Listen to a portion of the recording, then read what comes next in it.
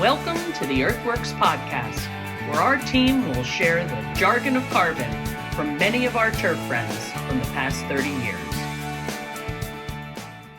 Hello, all you passionate grass growers, keepers of the green. Welcome back to another edition of the Earthworks Podcast, this week hosted by me, Jack Higgins.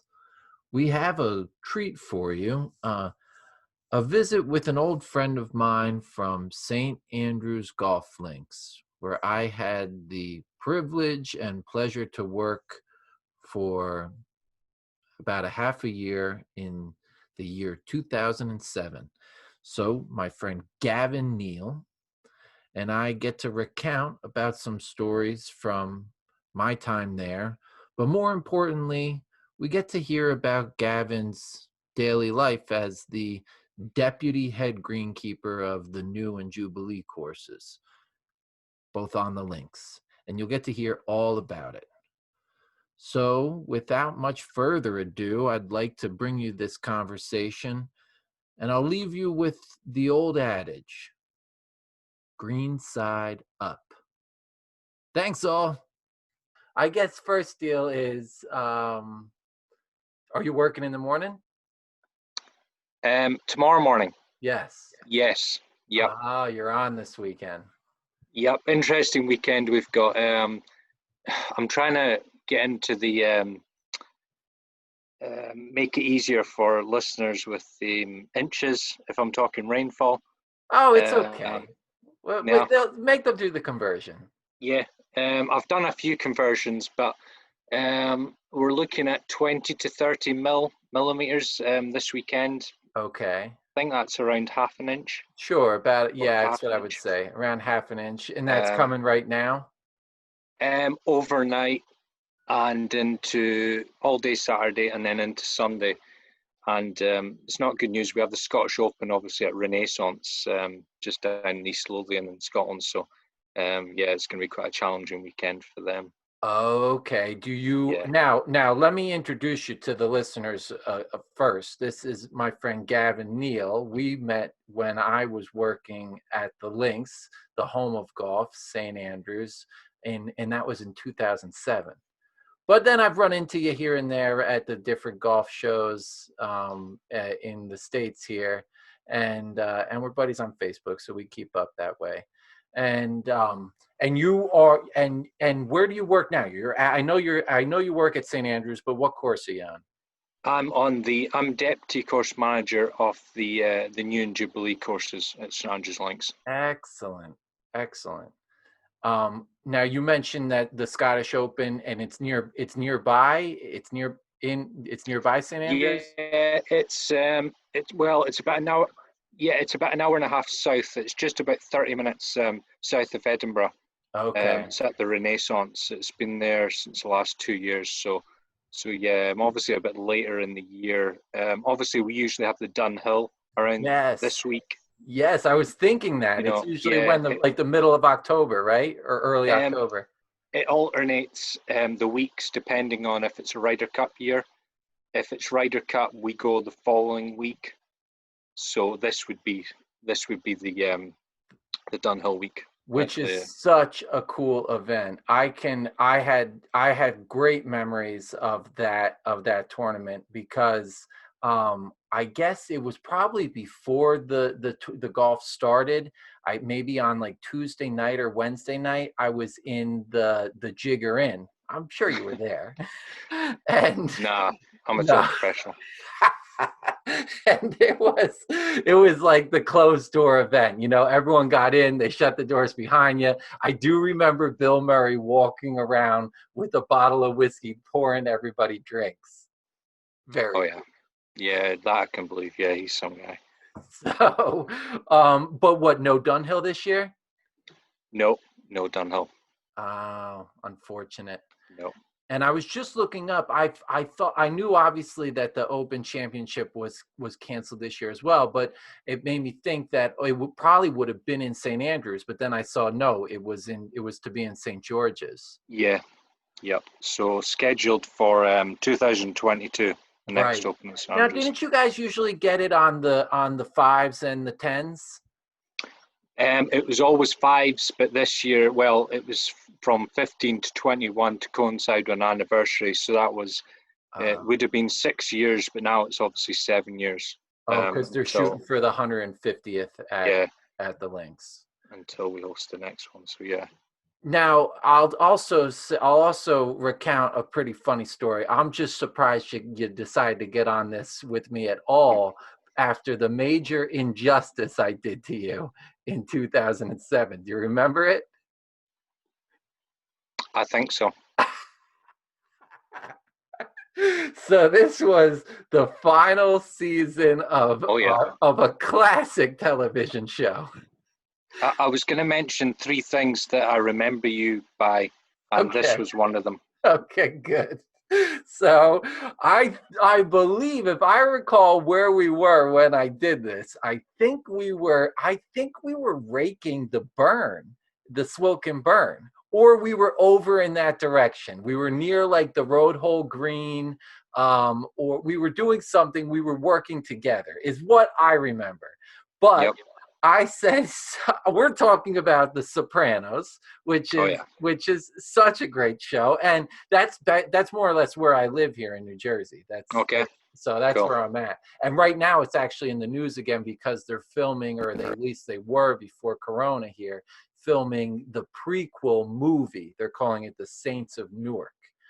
So anyway, so we're talking about The Sopranos, and I turn to you and say, wasn't it so crazy when Tony killed Christopher? And that was the reaction. The total letdown. As a big fan, you're a big fan of the show. And and I didn't realize that they were releasing the episodes maybe a couple weeks to a couple months behind in Scotland. Yeah, I mean, I was quite fortunate. I think it was only after my devastation of hearing about this, I ended up getting a copy from America shipped over on eBay. But still, I was scarred for a few weeks after that. Yeah, that was a tough one. It was quite a letdown. Okay, so so that's one. I had another story I remember that, but I'll let you tell one now. Well, the 3 things I remember about you was obviously that story, the Sopranos spoiler, your hair. Oh yeah, which it's a little tamer now. Yeah, but I didn't get it cut for the entire 6 months that I was in St. Andrews. Because obviously that hairstyle was quite famous back in Penn State, I believe. It was. It's exactly right. Yeah. And I'll tell you, before you finish, I'll just interject a story about the hair. I would say, I got there in May, and I would say this was late in the summer, maybe August sometime. And Billy and Andy on the old, Billy would call me Brian. Hey, Brian, this and that, Brian. And I would think like, man, I've been here for 3 months and this guy still doesn't know my name. Well, it turned out he was calling me Brian because of the hair. I looked like Brian May from Queen. Right, okay. And it was a compliment because he said he and Andy are big Queen fans. Oh, yeah. So it turned out to be a compliment. I took it. Oh, yeah. So what's another thing to remember? The last one was your accommodation. I think it was during the last couple of months of your I had a couple St. Andrews experience. States. Yes. That was prime location. Prime real estate right there. I had to have one of the best apartments in St. Andrews. Yep. I mean, basically, you could probably throw a golf ball onto the 17th green of the old course. That's exactly right. It was very cool. Well, so I'll tell the story. Like when I got there, I left the day after I graduated college. I graduated on Saturday morning. I was flying across the Atlantic on Sunday night and got there on a Monday morning and went right to work with Gordon Moyer. Picked me up at the Lucas train station, and I went right to the links, got all my gear, which was very cool. And the accommodation that was set up for me for the interim, for the time being, was a couch up. I was getting there late because I stuck around to graduate, and most international greenkeepers got there probably like a month ahead of me. Okay. So there wasn't much accommodation left as far as option goes. So my first place I lived was up near the castle course, which there's a little road across the street from the castle course with maybe like 3 or 4 houses on like a circle. There's And a few cottages up there. Yeah, that I lived in one of those cottages on the on the couch for maybe 3 or 4 weeks. I stayed with I'm blanking on his name. He's a good buddy. The greenkeeper from Nepal, Ganesh. Okay. Yep. Remember Ganesh? Yep. Yeah. I stayed with Ganesh. So anyway, I got a bike right away because that's a good about 2 miles or at least a mile and a half from the links. It's nice going down the hill, but yeah, after a long shift. After a long shift, it was rough. That's a tough trip up there, especially when the wind blows. That's right. I remember too, maybe he's the same mechanic, he's been there. I remember him coming down the hill in his truck and passing me like on a cold, blustery morning in the dark, thinking like, just pull over, man. Just pull over. We'll put the bike in the back of the truck. But anyway, so then after that is I got that great accommodation you're talking about near the 17th green. It was a sublet from a student. So it was after the students from the university got out of class that I got that room. Yep. And I was there for a couple months, so that was great. Well, one other story I remember of you were so kind one of the last weekends there that when we went out drinking, you let me borrow a kilt. So I got to go out in a kilt. You remember that? Maybe not. Wow. This was 13 years ago. I know. It was awfully nice. Yeah. Wow. Was it? Okay. Yes. Right. Oh, that would do. Yeah, the Mackay tartan if it was mine. Yeah. Okay. Blue and gray and. Yeah. Yes, I think. And that was quite well received. Yeah, absolutely. I loved it. And I think if I remember, if I'm correct, I think the ladies of St. Andrews are still talking about me, how sharp I look. I remember 2002, the summer, when I was working over in New York, myself and my friend from back home in Scotland went down and spent 24 hours in Manhattan, New York, with kilts on. And it was a day we'll never forget in our lives. Oh, that's good. Did you go over to the St. Andrews pub in Times Square? No.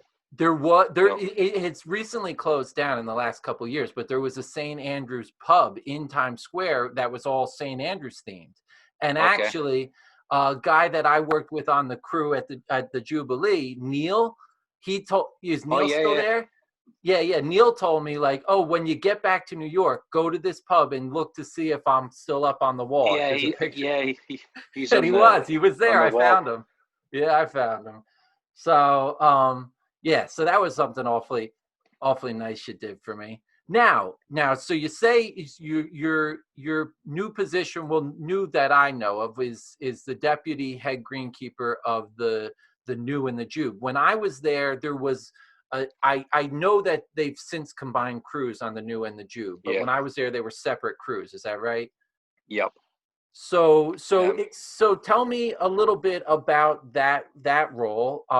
Now, like I'm saying, we when I was there, we were all out of that newish big green shop, and the New, the Jubilee, and the Old were all worked out of there, but we all had our separate spaces so that kind of equipment didn't get crossed over in that. Is that still the way it is? Yeah. So for those that don't really know about St. Andrews Links is in the courses. So there's 7 courses at St. Andrews, and there's 4 teams that are made up within that 7 courses. Okay. There's one team up at the Castle course, 1 team in the Old course, 1 team in the New and Jubilee, and 1 team on the Eden, Strathyrum, and Balgove. So 4 teams cover the 7 courses. That's right. And out with the Jubilee greenkeeping facilities, the New and Jubilee are together. They have one half of the shed, and the Old course have the the other side. Okay, So excellent. yeah. And how big is your crew? So on the New and Jubilee courses, we have 13 to 14 full time, and in the high season, each course can take on 7 to 10 seasonals each team. Wow. So yeah, we can be up to 22, 23 guys, depending time of the year. And do you still run a good international program to get guys like myself over? We do. Obviously, some countries, visa restrictions are getting a bit tighter. That's definitely affecting Americans. Seen a lot less over the years. We're still getting a lot of Australians, Europeans, Spanish. But yeah, during your time, we had a lot of Americans, Canadians. Yes. But yeah, things are getting a little bit it was even difficult for me because I got a student visa because I applied while I was still a student, but this was actually I started after I graduated, but that was the way it was, I was told to work it. So yeah, that's what worked. And that's obviously been quite a challenge for us in the recent years, and I think that it's kind of worldwide, is that we seem to think that a lot of people are just not really traveling much, kind of getting, worldwide experience anymore. When I first started in 2005, we had guys from all over the world. Oh yeah. And obviously accommodation, as you know well, is quite challenging. Especially in a place like St Andrews.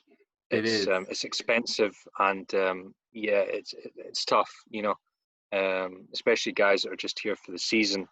It can be that's always been a challenge for us at St Andrews, is being able to provide accommodation in St Andrews, for international guys that don't drive. And that's right. You don't come with a car. You get a bike. You want to be able to walk. Is the idea. Yep.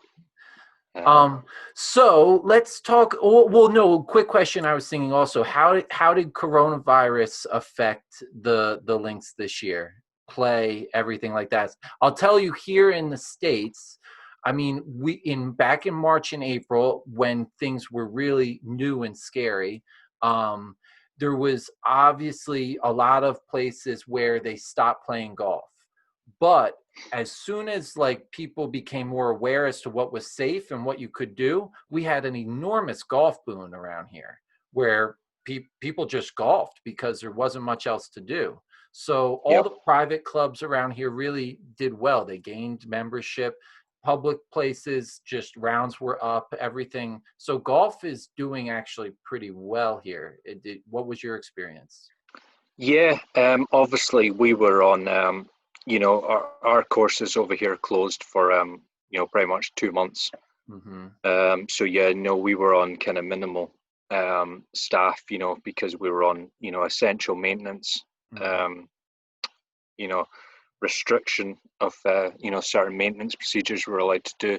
So yeah, once the course is opened, what I kind of learned from the whole experience was, especially a place like St Andrews, where a lot of the ticket holders, the locals that play on a daily basis, that were walking the courses, really appreciated the work that we do with really minimal staff, resources.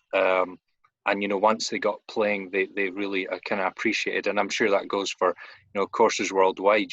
What we were able to achieve in that space of time with minimal staff, and it was great to see golf back. I've never ever witnessed anything like that, and during my time at St Andrews, how quiet the place was. The car parks, quiet. Round the famous 18th, the old course, the first tee. It was surreal. There was just no action, no. As you know yourself, St Andrews, it's kind of a town that never sleeps. It's a busy place. Even in the wintertime, it's it's obviously famous for golf, but it's got a lot of history. The town Oh as well. yeah, the The town beach. is so awesome. Yeah, the beach is really cool. Having the university, I think, really makes a big difference in terms of it really keeps things lively. But yeah, the beach there on the North Sea, it's beautiful. Yeah, the Um, town. The shops. It's one of the most famous town, if not most famous town in Scotland. mhm. So yeah, as in golf. Visitors. We've been very fortunate, and even clubs beside us. New members for some clubs. Yeah, there has been a kind of a small boom around the area, which has been great. And obviously we've been fortunate with visitors, from all over Scotland, all over Britain. Probably Uh, less international, just with less people oh yeah, flying. yep, Okay, absolutely. but local golf has same as here. Yeah, I think like the Scottish people are kind of appreciating what they've got in in Exactly. their own country. Exactly. Um, but yeah, and obviously we've had quite a good summer as well. Spring, it was funny, I would say we probably had one of our best springs since I've ever worked at St Andrews for 15 years. Just You know, weather-wise, or yeah, what? it wasn't ideal for minimal staff, especially, courses that, we're very fortunate we have wall-to-wall irrigation, but that was a challenge for, surrounding courses that, don't have the resources, especially irrigation. We had a really dry spring, but the weather was just so good that was a challenge with not having the golf, because it was just ideal conditions, for golf. And They would have loved that it. yeah, that was definitely something I'll never forget. Was just especially like the old course, in April, May, where flat, calm, picture perfect days, and where Mhm. people would be out, on their bucket list, And that's days when of the just gorse is in no one. bloom and everything, right? Yep. Yeah, May time is usually late April. May is when the gorse is in bloom. So yeah, but yeah, it's been a challenging year, but that's goes for everyone. Well, so you brought up something interesting. You said that you're fortunate you have wall-to-wall irrigation. Is that everywhere on the links? Because when I was there, I thought I'm not sure if there was irrigation out on the Jube and the new. I thought it was just the Oh yeah, old. Oh, there yep. was. No, wall to wall, all over the Okay. 7 courses. And Some of the roughs, the coarser roughs historically some of them have been reduced. We've taken away some Mhm. lines there, but yeah, we pretty much have a large coverage of irrigation. Now let's talk about grass. Now it's fine fescue wall to wall as well, right? Well, yeah, I mean that's what we try and promote, but with the age of these courses, excluding the castle course, obviously the 6 courses down here at the links, we have kind of a bit of everything. I'm sure. Poa annua. Yep, rye. Ben. Yeah, we have all different species of all the grasses. That will pretty much the way I see it. Only the strongest will survive. You know, Hmm. 12 months of you've witnessed some of the Scottish weather that we experience here, and the amount of footfall. We get 230,000 rounds a year here at St Oh, Andrews. oh my Um, gosh. 40 to 45,000 in the old course. So these grasses that we try and promote really take a They take a they take beating. a yeah, they do, they take a lot of stress. And Well, but yeah, work-wise, I remember doing a lot of seeding kind of all the time. Does yeah, is that part of the practice there? yeah, I mean, obviously, when seasonals are there, that's our growing season. We have quite a small window, for seeding in our part of the world in Scotland. I would probably say May to September, Okay. sometimes even June to September. That we can really, when soil temps are at their highest, that we Yes. can really, achieve, good germination of, fine fescues, the brown top bents, grasses that we're promoting, in a sustainable um, fashion. So yeah, that's a challenge itself, you know, especially in the high season. We've got all that, you know, stress from wear and, you know, mechanical stress, you know, trying to get germination, you know, so that's always going to be one of our biggest challenges at a place like St Andrews. Do you oversee greens at that time of year? You make slices. I remember when I was there, there was we were using the Toro machine, the Hydroject machine a Oh, lot. yep. Just kind of making little holes and making some space. Does that sort of thing still happen? Yeah, I mean, obviously, you know, in the height of season, you know, in our main season, it's kind of minimal, you know. Overseeding, it's maybe just, you know, bespoke, you know, micromanaging small areas, you Mm-hmm. know, Thin targeting. areas in the cleanup, that Yeah, sort of yep. thing. You know, the old course is obviously closed every Sunday apart from major competitions, so that they have an opportunity to, you know, maybe do some um, slit tining, you know, Mm-hmm. or you know, punch some holes, and you know. But again, in the high season, we really try and promote minimal disturbance, you know. But it's more kind of spring, late autumn, you know, that will maybe do a bit more disturbance with seeding. Mm-hmm. But yeah, again, the seeding is a challenge, you know, trying to get that balance of you know, trying to, you know, drill them with seed, but you know, still, you know, focus on greens performance as well. Mm-hmm. So yeah, it's you know, the way we've achieved the best is just, you know, micromanaging, you know, Mm-hmm. hitting the kind of hot spots during the season. But yeah, Now I it's do remember. Now we were talking the fine turf there in greens, but I do remember doing divots and tee work all the time. That's a constant practice. Well, with that many rounds of golf, you're just. And do you still have the same protocol? First of all, I loved everything at the links was always very fair. Everything was always very just and fair. So like if you didn't, everyone did every job. Everyone had their turn in the bunkers every week. Every jobs rotated pretty fairly, and one thing that always rotated was the divot work. mm. Everyone got their chance to drive the tractor all day, pull the big trailer, and work with the divot crew. Yeah. Is that still the practice? The divot crew has changed a bit in that it's just, you know, each of the four teams have their own divot team, Okay. you know, and it's more focused just in mornings. In the afternoons, it's a bit less productive, you know, Right. Too especially much with that golf. big trailer, you Yeah. know, the big trailer going about. And so, yeah. The trailer was cool. I'll tell everyone the trailer deal was that half the trailer held all of the divot mix with the seed, and part of the divot job was the day before making all that mix. So it was really like a 2-day job for when it was your turn to be the lead of the divot crew, kind of. You made the mix, which involved the big like conveyor belt situation where you were like mixing the sand, mixing a whole bunch of stuff and the seed, and then creating your big pile, then putting it into the trailer.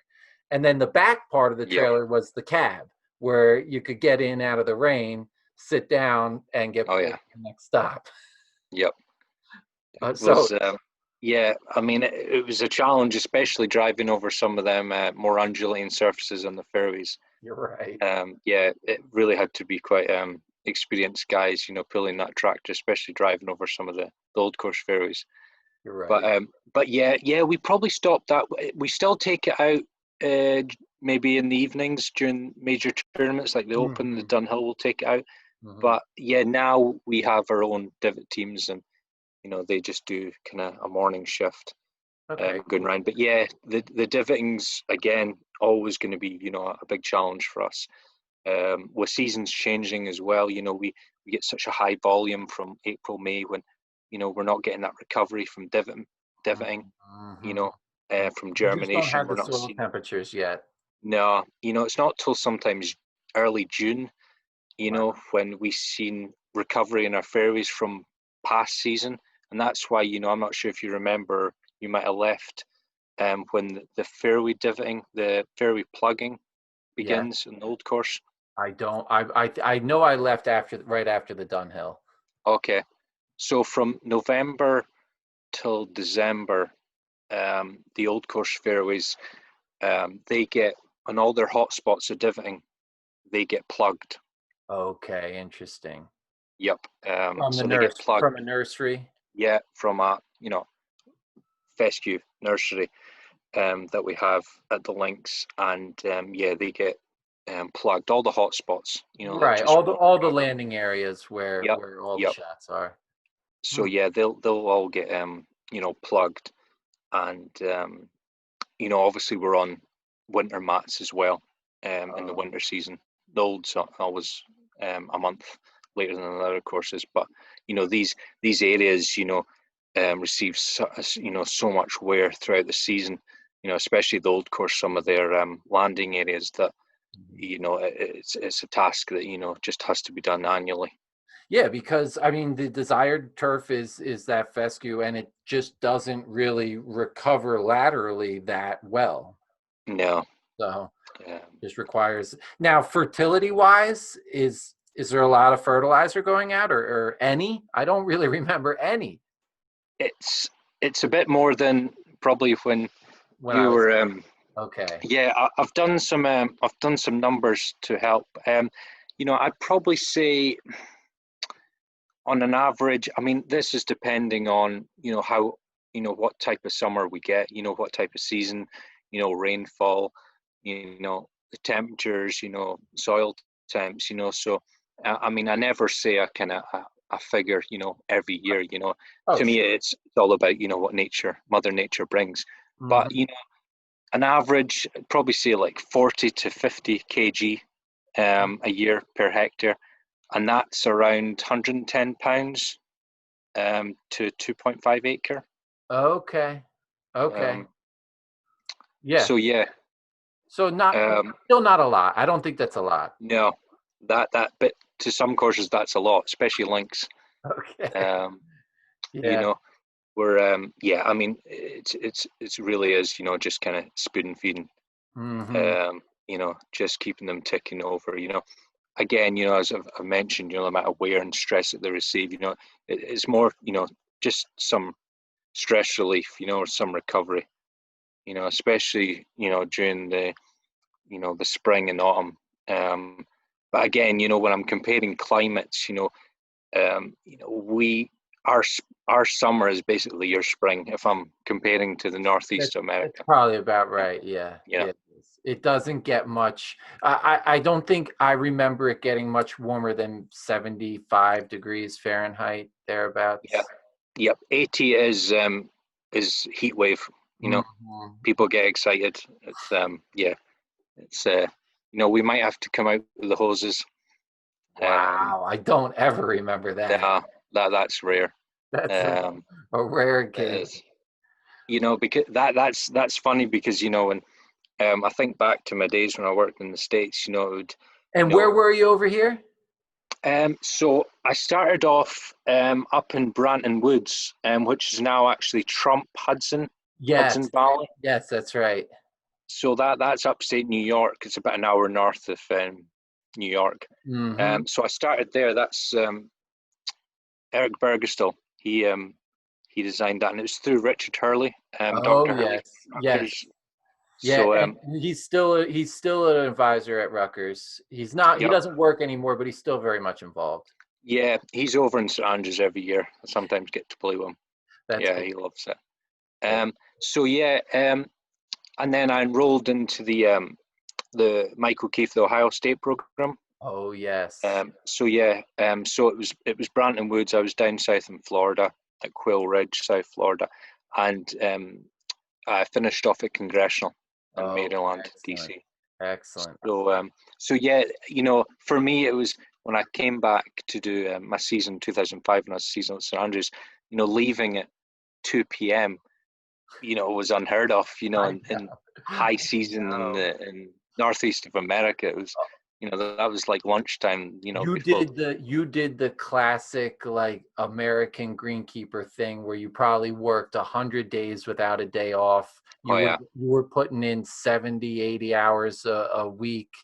They don't it's the culture has changed from it Mm, what it was back in the early 2000s and the 90s, and so I think the culture has shifted a little bit. You're right. And that was something I was so taken by going to St. Andrews was, and I already mentioned it, just how everything was very fair. I mean, I was there as a 6-month contract and I got 13 paid days vacation right as soon as I started. And that was the same day I got handed 2 pairs of boots, 5 pairs of pants, 5 sweaters, 5 golf shirts, just the full uniform, and a whole bunch of other safety gear, gloves, the weed eater helmet, and the face visor oh and yeah.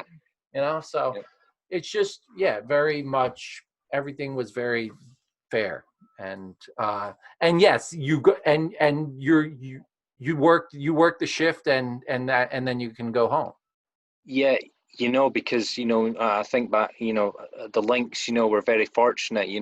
When I see, on Twitter the fans going up when we used to put them up in Congressional, we're very fortunate. We have Mother Nature that does that. All our greens are exposed, The wind airflow. doesn't stop. Oh Yeah. yeah, we have that nice, sometimes, well, very cool east wind that comes, and but Uh-huh. yeah, we're very fortunate. At the links here, we kind of Mother Nature can look after our courses when we leave. But You yeah. wouldn't recognize Congressional right now. Mm, They're in the middle of the rebuild, and it's really spectacular. yeah, I've seen some of Pete's pitch on. Yeah, Excellent it's on Twitter. unbelievable. Yeah, good, Um, good. Yeah, it's gonna be something else. So, but I was thinking, so I was on the Jube. That was the crew that I was on, although they did pull me over to the old before the tournaments, which was nice. But the yep. Jubilee is such a cool course, it being that it's the first one off the ocean, right? Off the sea. Yep. And Yep. the 2 far out holes all the way to the end, was it 9 and Yeah. 10 or 8? Yeah. Well, 8, 9, and 10. Yeah. 8, 9, and Yep. 10. Yeah. Yep. Right along the kind of dune system. It's It's yeah. really breathtaking. It's cool, but also something that people that haven't been there probably or get surprised at is how narrow everything is. You think these 5, 6 golf courses on the links, but really go across them, you could almost hit a driver across all 6 of them. Yep.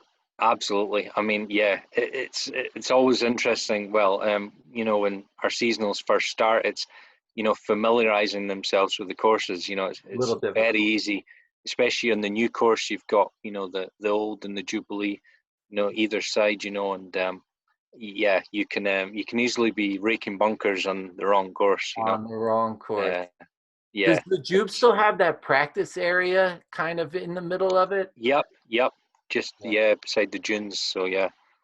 Yeah, that's cool. I do remember two golfers that were always the first guys to play. Pete and Dave, I believe, were their names, and they were old timers. Okay. They played with their oh no, it was a different guy that walked the border collies, but Pete and Dave were always the first guys out, and they would skip. I think they were playing the Jube. They would skip 8, 9, and 10. So they would do like a shortened route, and they would do their 15 holes or 16 holes in like 2 hours. They'd Oh yeah. motor through it. And I believe they were members of the St. Andrews Golf Club. Okay. Because now you can explain to us, there's several private clubs in town, right? Well, not so much private. Obviously, the RNA is private. Yes. The Royal Ancient Club. I'm a member of the St Andrews Club. That's Okay.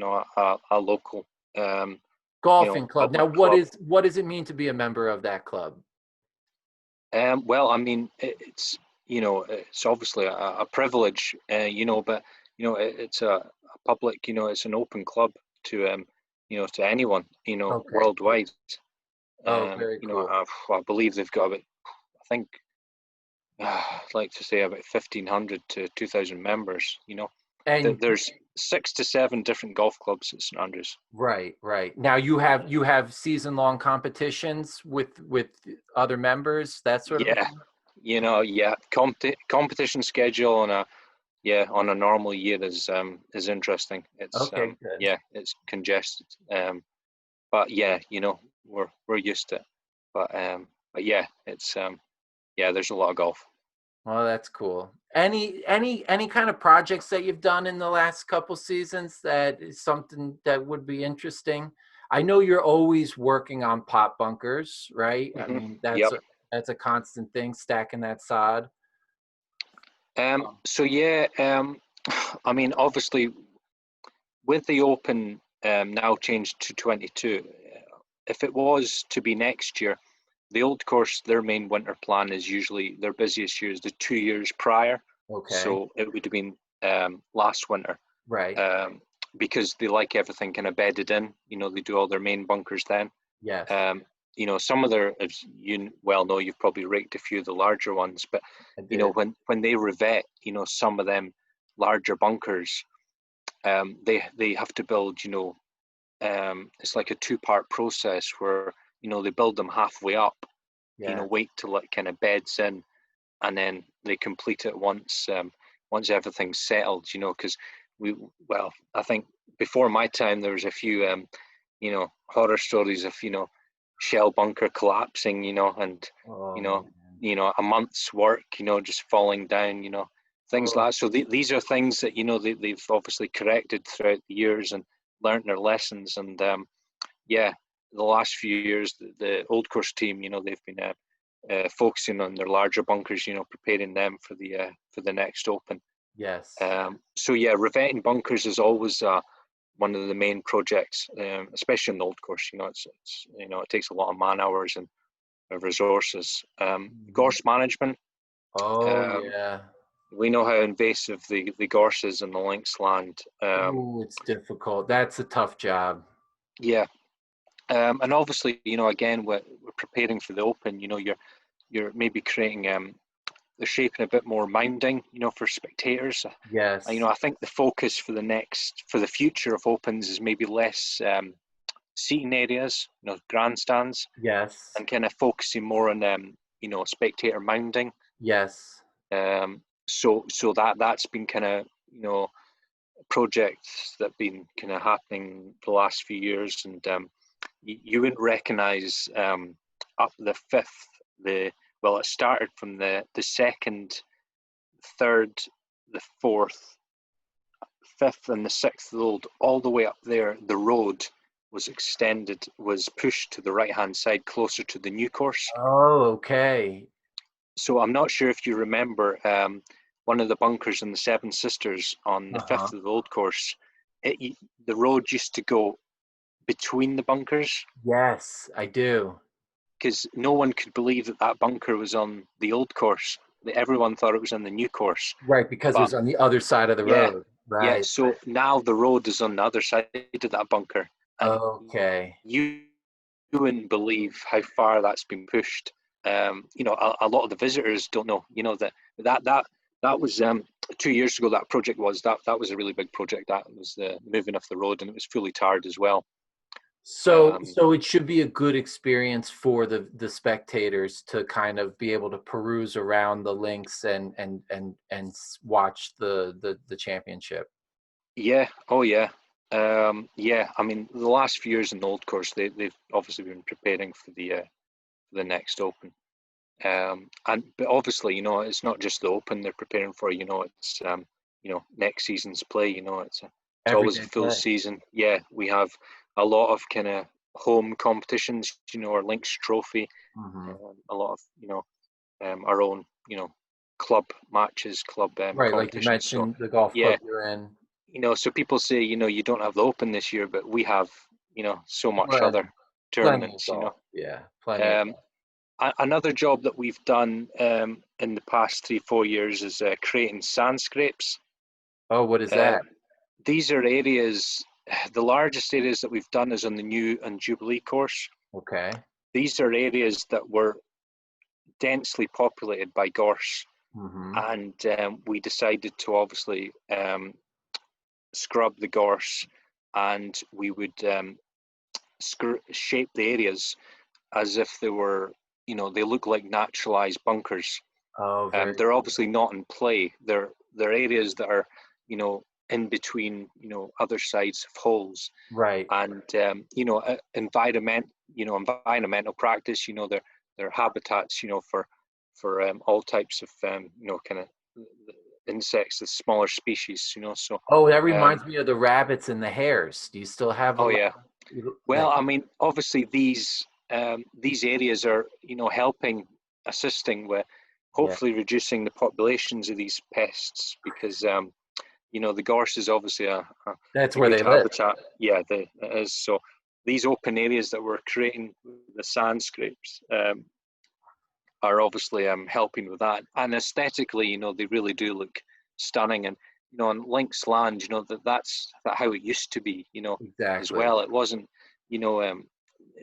full of gorse, all these dunes, and That's right. so yeah. It should be open, yeah. And plus, agronomically, it makes a difference too. That Oh gorse is yeah, so thick. I'm sure it was stopping a lot of airflow and yeah. Absolutely. So yeah, it's kind of a win-win, environmentally and aesthetically as well. So yeah, these have been kind of big projects we're doing, and every winter is a time that when you were talking about overseeding, we can do a bit more disturbances and hmm aeration practices, seeding. Sometimes we do cold seeding practices. Yeah, I think that's cool. I recommend it to people it's around here, like even just home lawns. If you've got a chance to get the seed down, just get it down. It'll make a Yep. difference. Yeah. So yeah, winter time is a time that we're still busy. You you know, still have, I remember there was one guy that ran the big backhoe machine. And of course, his name was Digger. There was oh one yeah, big Kenny. digger, and Digger ran the digger. Yeah, Kenny. Yeah. That's right. Yeah. So it was Digger that was clearing all the space. That was actually he's done some of the work, but we've also taken in some external contractors as Yeah. well. To We get had the Lynx Golf. Yeah, they came in and shaped up some of these areas for us, cool. because these were large areas. If Right. anyone wants to see it, it's on our blogs on our St Andrews Links website.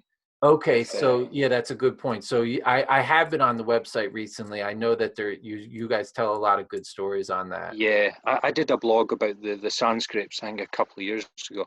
All right. So just in stages. So if anyone is interested to see it, I'll it's I'll find that, up there. Gav, and attach the link when we post. Okay. Yeah. Um, Man, that's cool. Everybody now you're married with children and I am too. oh Since we yeah, work together. How's your family? very good. Thank you. Good.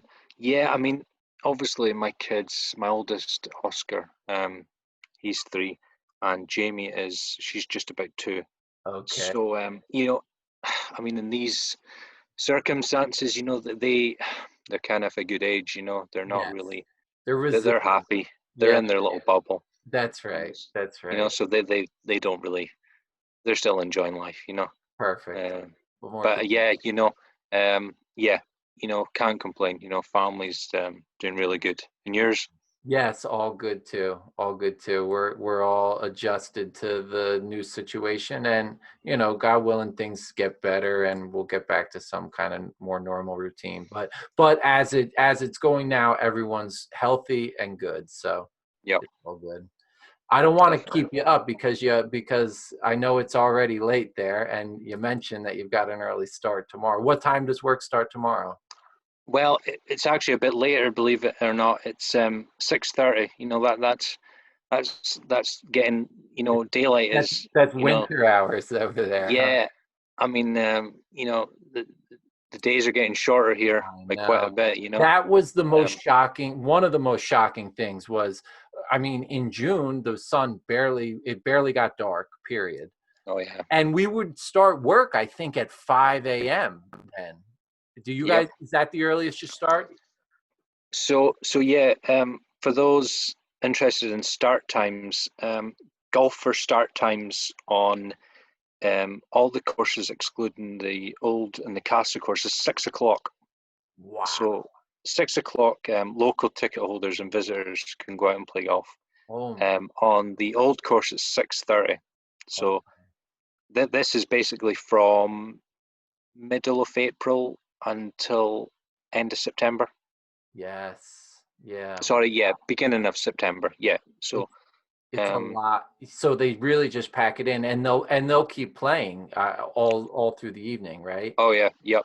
Dark times are are full, and they're basically kind of near the twilight. Yeah, People are just around the solstice, it doesn't really get dark until midnight or later, and even yeah, then, it's not like pitch black. yep. It was interesting.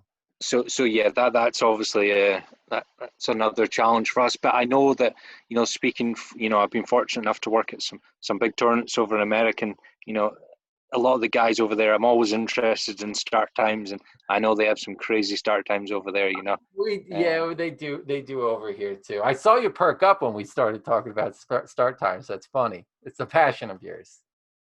Yeah. Well, the older I get, I think I'm appreciating the later start times now. Yeah, I agree, Especially man. now with kids. You need So the yeah, rest. I kind of enjoy this time of year. I Um, agree. I yeah, agree. This is nice. Well, thank you so much, Gavin. no problem. No, thanks very much for this. It was really good to see you. Yeah, this is fun. That's the kind of the beauty of the GIS show. I get to meet yourself and other guys that were seasonals, and for me it's very motivating, and to see how well you guys have done. Yeah, thank you. You've came, and I always appreciate guys that do come over, and because it's a thing that you'll never forget. You're Um, right. You're right, and you're exactly right. And it's a challenge. I mean, you did it too. You came over here. It's a challenge to go to another country and yes. work. And yeah, and I appreciate you saying that, because it was quite an experience I'll never forget. I had a great time, and it's been fun catching back up with you. And just that you're this open, that I could reach out, and you were happy to oblige. And thank you so much. No, yeah, no, thanks very much. No, obviously, yeah, we don't really see much of each other now, but yeah, that's what I love about going over to GIS show, that I get to see past seasonals, that I've been to. Sometimes, it's tough because we get so many, remembering, but I know. you're a face that, nah, don't forget Jack Higgins. Thanks, buddy. Don't forget Jack. Oh, good deal. All right, man. Well, all the best. No problem. Thanks, Jack. Yeah. Yeah, thank you. All right. I'll see you, Cheers. Gavin. Yeah, cheers. Bye.